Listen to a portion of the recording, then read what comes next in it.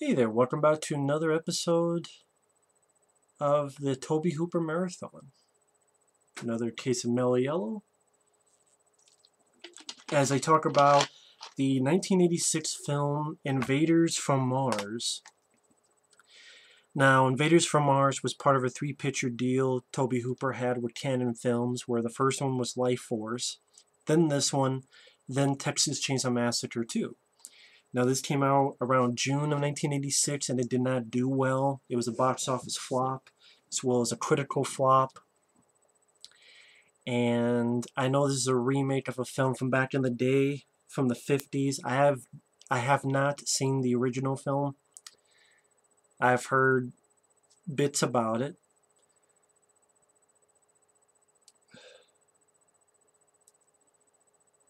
This is a film... Okay, before I go into it, the story of the film, pretty simple and straightforward. You have this kid named David Gardner with his mom and dad, and one day the spaceship comes down and over this same hill that's on the cover here, which I believe this hill was in, the look of it was in the original film. And of course the parents don't believe him. His dad goes to check it out. The next morning his dad is acting weird, acting strange, and he happens to have something on the back of his neck.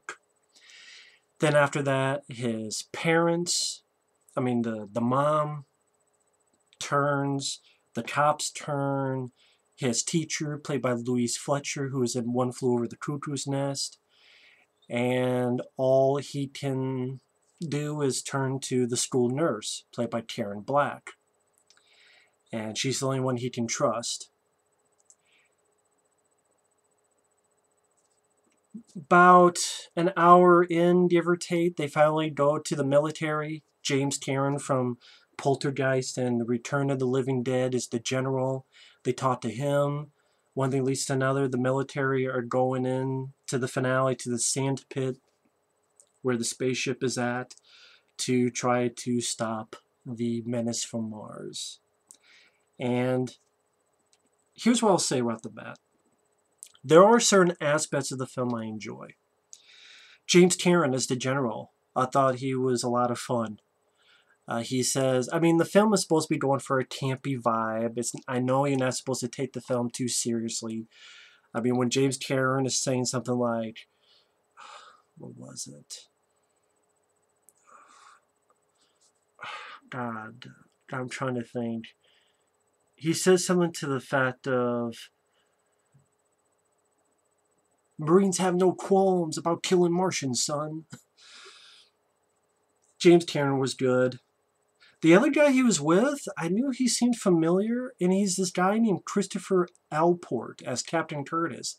He's the guy who starred in those Jack Frost horror movies, and both of them.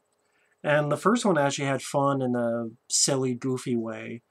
But he's sort of he was like a cop, a sheriff. He was the star of that film as well as the sequel. I'm like, I knew that guy looked familiar. That was cool to see him in an earlier film. I never knew he was in this until I was watching it. Like, that guy seems familiar. So I liked those two guys, especially James Karen. The special effects are a lot of fun. You have the Supreme Intelligence, which looks like Crane from the Ninja Turtles cartoon from the 80s. That's like a spitting image of Crane. And then his drones, which are, I know they're called potato heads by the lead character, but they're sort of like a fucked up version of Pac-Man. I know there's two people inside the suits. You just have mouths and teeth. The effects were practically done from the work of Stan Winston and his group. I know Stan Winston was working on this. Then he got the call for Aliens, so he asked Tobe Hooper, can I do that? I'll leave my men here. Tobe let him, so Stan Winston went to do start on Aliens and left people like Alec Gillis there to finish up Invaders from Mars. So I like the effects. They're fun, practical effects. The production values were very nice. The inside of the spaceship seemed like these massive sets that they built. You have this giant drill type of creation that tunnels through in order to create all these tunnel systems for these creatures. And it's like this big drill with these 3 orange lights attached to it. And inside the spaceship, and the place where the Supreme Intelligence comes out of this sort of hole out of the wall and slides down. Some nice production values. The score was fairly decent. I know the score is attributed to Christopher Young. Although I've seen other places mention people like Sylvester LeVay, among others. I know in the making of this, he mentioned the Christopher Young that the first score he did, they didn't care for. I guess it was more of a sort of a synthesizer type of score or something to that effect. They didn't care for it, so I guess he redid it. But again, I'm not sure if he did the whole thing by himself, because again, I've heard other names associated with it. But I thought the score was fairly decent. And John Dykstra, special visual effects, who I believe worked with Tobe Hooper on Life Force. I'll give it to the effects. The score was decent. James Cameron I liked. And if you're wondering, this has another side. Their conquest has already begun. He knows they're here. Invaders from Mars. But at the end of the day, I cannot say I liked this film for 3 reasons. Number 1, the kid. I think he fucking sucks. Put it blunt and honest. This kid, Hunter Carson, I know he's the son of Karen Black, who's one of the stars of the film. She, like I said, she plays the nurse. I believe he was the son of Kit Carson, the guy who would write Chainsaw Massacre 2 for Tobe Hooper. So I guess that's why Tobe chose this kid. But I'm sorry, this kid could not act. At times he seemed robotic. Like he was just phonetically delivering lines told him. Even when he's yelling and screaming, he does this, It's like, if he can't even run and scream correctly, give me a fucking break. And I'm sorry, I know he's a kid, but no one gives Jake Lloyd the pass. Granted, there's a reason they're not, including me, because he was bad in The Phantom Menace. He wasn't even that good in Jingle All the Way. Sometimes there are good kid actors. Sean Astin in The Goonies, and pretty much all of The Goonies. The kids in The Monster Squad. There's other films. Yeah, the kid in Over the Top, which got a lot of crap. I thought he was good. That kid in Over the Top with Sylvester Stallone.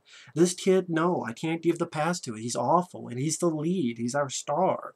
It's the movie being told through his eyes. The second thing is the pacing of the film. It's an hour and 40 minutes, and literally, I'm going to tell you everything that happens in the first hour of the movie. You have these Superman credits, where they zoom in as if it's Superman the movie. The kid gets a penny from his dad, which comes into play later. The spaceship lands. Next morning, the dad starts acting weird, drinking coffee, taking these things in his mouth. You have the teacher, Louise Fletcher, sends him to the nurse, played by Karen Black. You have this kid acting robotic, and he can't run, can't fucking scream right. The cops get turned. I know one of the cops, I guess, was the little kid in the original movie. The mom gets turned. You have the scene where the kid sees his teacher, Louise Fletcher, swallow a frog. And from what I understand, the frog was a gelatin type of thing that Louise Fletcher put in her mouth. But that was a fun image. This woman who I believe won the Academy Award for One Flew Over the Cuckoo's Nest, and now she's swallowing a frog. I don't know why I keep wanting to say flog, because I probably don't get flogged from fans of this movie because I'm going to take a shit on it a little bit.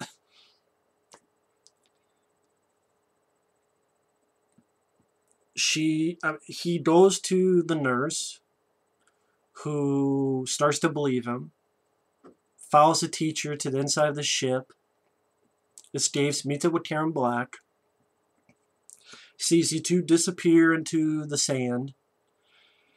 You have this scene that could have easily been cut out, where they're hiding from the cops in the basement of the school, and then these cops are ready to kill them, and they're doing nothing to defend themselves, and just extremely convenient. Holy shit, only in a movie convenience. This fucking thing comes out of the ground. This drill comes out of the ground that the aliens are drilling throughout underneath the town. The nick of time, like that split second, this drill just so happens to go from under the school, and that way these two can escape. I'm like, the most convenient fucking thing possible, man. It'd be almost... If you have a gun with 6 bullets and all 6 bullets didn't work when I tried to shoot you, that's as convenient as this fucking thing. I mean, that whole sequence did nothing. It wasn't suspenseful. It didn't add anything. It could have been easily cut out. It could have easily cut from, what are we going to do? And instead of going to the school and hiding in the basement, just go to the military, which is the next scene. That whole section could have been cut out. And could have helped with the pacing. And then they meet James Cameron. They tell the story. James Cameron's unsure. Gets these 2 guys that they said dropped into the sand pit. They try to kill James Cameron. They stop them. These things out of the back of the neck come out. Nice effect. This truck being driven blows up this rocket. I guess it's this rocket that was going to go to Mars or whatever. And then that's what happened in the first hour. And it's just... If I really think about it in this first hour, what did I really get out of it? Entertainment-wise. I did a lead kid who's not that good at all. He can't scream. He can't even run right. Flailing his arms. Ah! And he's acting like shit. He's acting like a fucking wooden plane came alive. Pinocchio had more fucking life, and that was a wooden thing that wanted to be a boy. You have Karen Black, who's I can't really give her much of a pass. She's just Once in a while she's okay, but other times she's just not that great, to be perfectly honest, in my opinion. The parents, they're okay. The little bit that they could act normal, and then once they're turned, of course, they're going to be... That made sense why they're robotic, why they're acting that way. They did fine. Timothy Bottoms and the other one, I think Lorraine Newman, I think that was her name. Louise Fletcher, she does fine. She's plays a good villain. A teacher that's easy to hate. But other than that, what? Really, the decent part is the finale, the last 30, 40 minutes where they get into the spaceship, and that's where you see much more of these fun sets and the production values and the cool, fun creatures. And James Cameron going, Marines have no qualms in killing Martians, son, and trying to get into the sand pit. And Bud Cort is there. He's a scientist, and he gets his ass neutralized by a death ray. And this cool looking death ray that you need copper to put in, that has a little fun bit where James Cameron's like, does anyone have a penny? And someone goes, we don't carry loose change into combat, sir. And like, that bit was campy fun, with nice production value sets, a pretty decent score. I like James Cameron. I like the other guy, like I said, Christopher Alport and others. That was good. So, despite not liking, like, the first hour was meh, and the acting from Karen Black was meh, and the kids sucked, and that's why I meant, like, the first hour, the pacing isn't the best. This finale, I'm like, oh, it could be, a decent time waster, but then you get an ending that's just a slap in the face cop-out that makes me go, fuck you, movie. Fuck you. I know... Get to the ending, the Marines shoot the shit out of the drones, shooting the shit out at Crane from Ninja Turtles. They try to escape. They don't know how to open this thing. This kid has the penny that his dad gave him from the beginning, puts it in, shoots it, blows up a hole. They escape, gets the parents. They chase after the little kid. When the spaceship blows up, the thing's short circuit in the parents' neck, so now they're normal. And then the kid's running towards the parents. Boom, fade. Oh, it's a dream. And then, oh, it's not really a dream, or it's kind of a dream because it's happening again, because he sees the spaceship land in the same spot again. Only it's not exactly the same, because he opens his door where his parents are. We don't see what happens, but we see his face screaming in horror, and you get the idea that his parents were killed, and that he's probably going to die too. So it's not exactly Groundhog Day, everything repeating itself. And then right after that, the end credits have this sweet music, like ba-na-na-na. And I'm like, what the fuck? And again, I know the original movie had a dream ending, and then it was all happening again. Unless, I think if you watch the British version, they said fuck this, and they fucked with the ending, and they made it a non-dream ending. Like, boom, the ship exploded, that's the end. That's in the original version. I actually would love to have seen them do it to this. Just say fuck. Because at least maybe I could have given somewhat of a pass. Like a alright time waster pass. Like, barely. But that ending makes everything fucking pointless. And just because it was the ending of the original does not mean you had to do it for this movie. Look at John Carpenter's The Thing, this movie back here. First, I did Invaders as well, much better. Second, the ending to that is not the ending to The Thing from Another World, and I enjoyed both of those movies. They're two very different endings. Just because you do a remake does not mean you have to do the same ending. The Fly is not the same ending. It's not, oh my god, we found a fucking human head on a tiny fly and killed it. That was the ending of the original Fly. That's not the ending to the remake. You can do a different ending. And that's honestly what should have happened. Because even if you're liking the film, if you like the film, if you enjoyed the film, then you can feel free to explain to me why that ending is not a cop-out. Because it's a cheap shot. As this guy says, I don't like cheap shots. I blow them away. This movie can blow me with that fucking ending. You know, people ask me what are endings that ruin movies. Like, this wasn't even a movie I was loving. But, yeah, goes on our list of endings that ruins the fucking film. It's a cop-out, it's a cheap shot, it's a shitty ending. And it makes everything fucking pointless. Everything that happened was pointless. And then, why the fuck are you then having sweet music at the end credits? Like, what? Why? I just don't understand why. I don't get it. And I know in the commentaries, he was like, well, that was the ending of the original, and throughout the commentary, which is a decent commentary, moderated by Michael Felsher, he's talking about how this is his version of a kid's film. I'm like, yeah, that's a great kid's film, ending like that. 3 strikes and you're out. The pacing was not that great. The kid actor fucking sucked. But you know what? I could let it go. But then the ending, it was a shitty cop-out dream ending, and then downbeat on top of it being a dream. So James Cameron, I keep saying James Cameron. Maybe because the same time he had Aliens come out, which was a much better movie that Stan Winston worked on. But James Cameron, the military, everything, none of it mattered. The entire fucking movie is pointless. Yes, there's always exceptions to the rule. But if I name those exceptions, people will get pissed because then I would have spoiled those endings as well. I'm looking at a poster of one of them where there are exceptions to that rule. I'll just say this. If you follow my channel, there's a poster over there. If you follow my channel, you know what movie I'm talking about. There are always exceptions to the rule, but in this case, I'm sorry, it doesn't fly by me. It doesn't fly with me. Good production values, sets, and effects, decent score, doesn't make up for a kid who can't act at all. He's terrible. A pacing that was sluggish, especially in his first hour.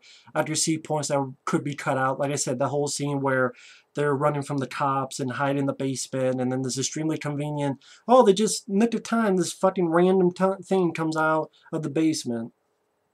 That whole thing could have been cut out. And the ending is the biggest flaw of all. It makes this it, again, a cheap shot, a cop-out. It's a cop-out ending. It's a bullshit, shitty, downbeat ending. And it can kiss my ass. It can kiss my limp dick. You know why it's limp? Because maybe I could have had a boner if you have a good ending, but no, you make me limp, so you can suck it. So, anyway. And this is not one of the worst movies I've seen, believe me. This is not one of the worst Tobe Hooper films I've seen. It's just,